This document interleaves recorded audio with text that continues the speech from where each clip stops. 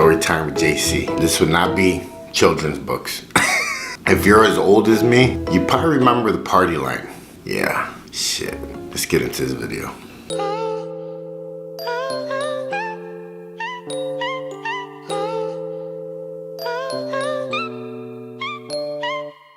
Cartel got me working for the big faces. Federale got my car full of brick cases. Hit the pen with a grin, there ain't no faking. I was picked to my back for my shoelaces. Got out, should've seen the look on their faces. All jealous cause your boy stacking hella paper. Hey, what's up guys? My name is JC. I am Wrong to Strong. If you're new to my channel, make sure you subscribe, hit that bell. Thumbs up, thumbs down, leave a comment. You know what it is. If you're part of my crew, mi familia, mi raza, súbanse a la suburban. This is like stories for adults. It's a learning course to fuckerism. Don't fuck up as much as me and do dumb shit like me. As you guys know, man, you know, Wrong to Strong stands pretty much for my life. Pretty much everything I did back in the day was wrong.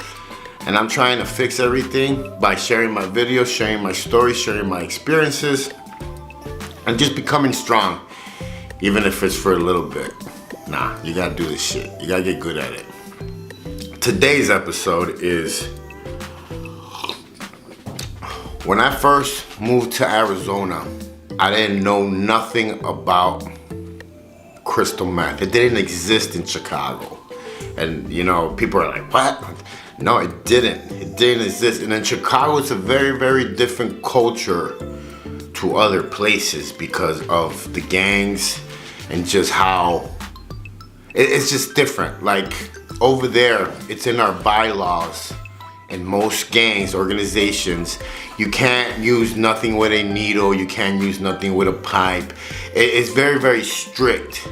They keep a very tight hold on the younger generation with the heavy drugs.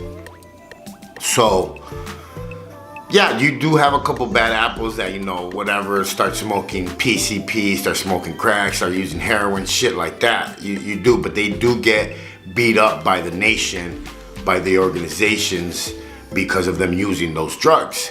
So in the early 2000s, when I first came to Phoenix, the very first time, I knew nothing about crystal meth. Nothing. I didn't even know what it was. Anyways, I remember one night I was up and I got on the party line. For you millenniums or youngsters, that's how you would meet people back in the day. We didn't have Instagram or Facebook or shit. I can even go back to what was it called? Skype? No, not Skype. What was it called? It was like the first, I guess, closest thing you could come to like putting your pictures up and shit like that. Leave a comment if you know what I'm talking about. It was like our old ass school like Instagram. Back in the day, you'd put pictures up and, you know. Anyways, that night I got on the party line and I started talking to this white girl, and she lived all the way out past University on Apache Junction. All I remember is that it was like almost like over an hour drive to get there, right? So I'm driving there, you know, I was talking to her on the party line. She said, come over, we'll party. And I get on the highway, I get on the 10, and I had to follow specific, like, how to get there. She told me, you know, directions on how to get there. So I get on the 10, then jump on the 60. The 60 went all the way down. It was far. And then I get there and it's like, all trailer homes. I've never seen nothing like that. You know what I mean? Like, I've seen trailer homes in movies, but I had never seen them like in person. And it looked bad. All bad. Story of my life. So I get there, she comes running out. She actually looked pretty decent, you know what I mean? I was like, okay, you know, it was worth the drive. So I jump out, go inside. Her mom and her boyfriend are in one room, and they're like smoking. The house is like really, really smoky. They're drinking, and you know, she's like, come on, come in the room. So I go in the room, and she's like, do you get high? And I was like, yeah, I smoke weed, you know, I do coke, I drink. And she's like, well, try this. And it looked like really like pieces of glass. And I was like, what the fuck is that? And she's like, crystal meth. And I was like, what is that? She's like speed, like torque. And she said all these names, and I was like, what the fuck? I was like, you know, what world have I been in or what? Because I've never heard of this. So she's like, she breaks it up, because she started smoking it in the pipe, and I was like, oh no, can't do that. She's like, you could snort it. I was like, okay, I'll snort it. See how an addict's mind works? I thought I was better because I was gonna snort and not smoke it in a pipe. That's fucked up. Anyways, I snorted. It fucking burned the shit out of my fucking nose, and the pain and the just all the way to my brain was fucking crazy. Crazy. So now I'm like, my eyes are like 100 miles an hour. They're open. I'm like feeling like I could just run home instead of driving, and it gets crazy. Like, I think that this is what like made me never want to do that drug ever again. I think you could say like evil, crazy, nasty, like whatever. Like, all I remember is I was sitting on the chair. There was like a lazy boy chair in her mom's room, and they were all having sex, all of them. Her mom, the dude, like it was like crazy, like crazy. In my head, I was just sitting there, like I couldn't even move because that drug. I was like, fuck.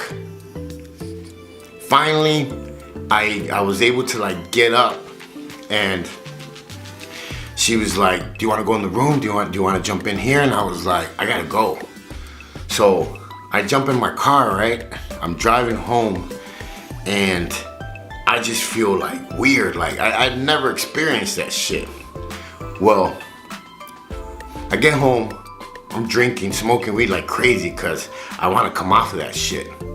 One day passes, I'm still fucking high. 2 days pass, I'm still fucking high. 3 days, I'm fucking still high. 4th day, oh, I wanted to fucking kill this bitch. I literally wanted to kill her. I called her on the phone. I was like, what the fuck did you give me? Because I have not been able to sleep for 4 fucking days. And I'm not gonna lie, by the 4th day, I felt like a fucking zombie. Like I was walking, but not walking. Does that make any sense? I felt like my brain was telling me yes, but my body was telling me no. You know what I mean. Well, that one time is all it took for me to never wanna fucking do that shit again. Who the fuck wants to be up for 4 days straight without sleeping? I love to sleep. I used to enjoy getting high and then going to sleep and waking up the next day and doing it all over again. Like, I do not want to be up for 4 to 5 days walking around like a fucking zombie. Who does this shit? I mean, I can understand how that drug can work for like somebody that's like on the road for days, or you need to be up because you're doing security somewhere, or just crazy shit like that, but 4 fucking days? Who does that? Who wants to be up for 4 days? That's fucking crazy. I never, after that day, never touched that drug ever again.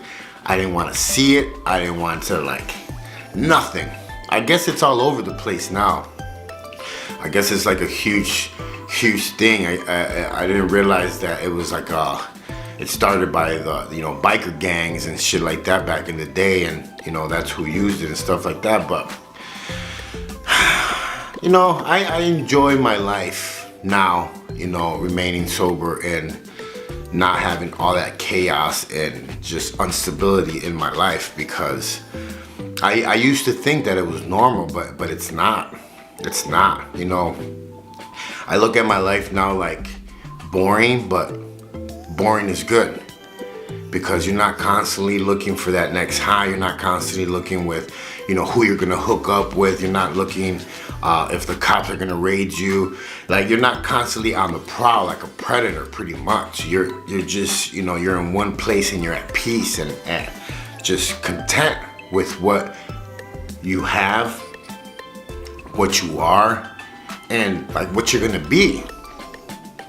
Because like I've said in the past, you can't expect to change and not do things you haven't done before.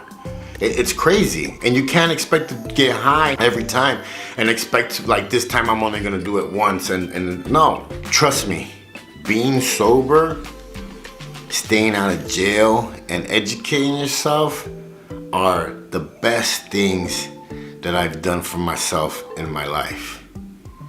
Someone asked me the other day on my comments that what was the biggest accomplishment that I have accomplished throughout this whole, Wrong to Strong trip. I told him the biggest accomplishment that I have done is that I have actually learned my worth, and I actually love myself. Love myself enough to respect my body, love myself enough to respect my body, my mind, my soul, and that remains me staying sober, me not sleeping around, me taking care of me, my health, me, and actually leading by example. I can only lead by example if I'm preaching this, and that's pretty much what I try to do, man, because I know that change is hard. I know that sobriety is hard. I know staying out is hard. All these things are very, very hard, but they are doable. You just have to do the work and get busy at it, man. That's why I always tell people, I challenge you to be Wrong to Strong, even if it's just for 24 hours. My name's JC. I am Wrong to Strong. Hey, don't judge nobody. Give somebody a hug. Stay in your lane. Live savage. And remember, if you live easy, life is hard. But if you live hard, life could be pretty fucking easy. Have a good weekend.